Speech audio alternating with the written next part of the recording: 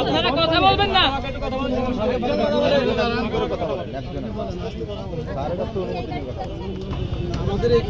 আমাদের গাড়ি আমাদের দিচ্ছে না, এই যে ভাড়া বেশি নেওয়ার জন্য আমরা 30 ধরে 30-35 জনের মতো আছে।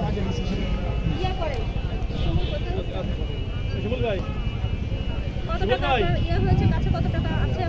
আমার কাছে আছে 6000 টাকা সব আছে।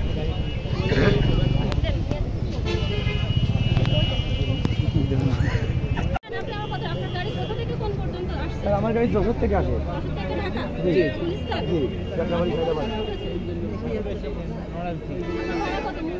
স্যার আমার গাড়িতে নলেজ থেকে একটি লোক উঠে নাই। দেখেন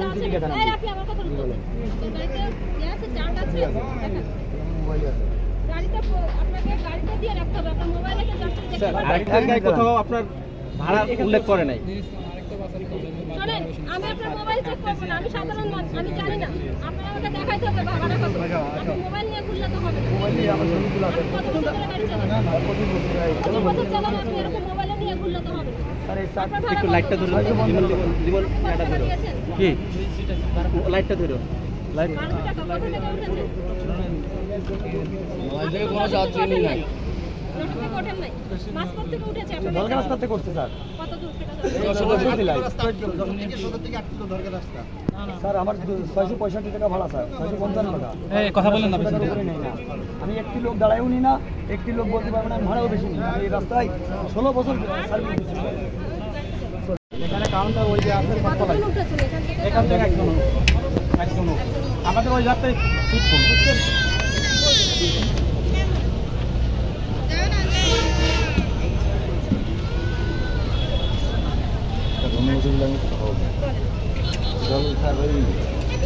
আমি নওয়াজ জেলার বাস মালিক সমিতির সদস্য।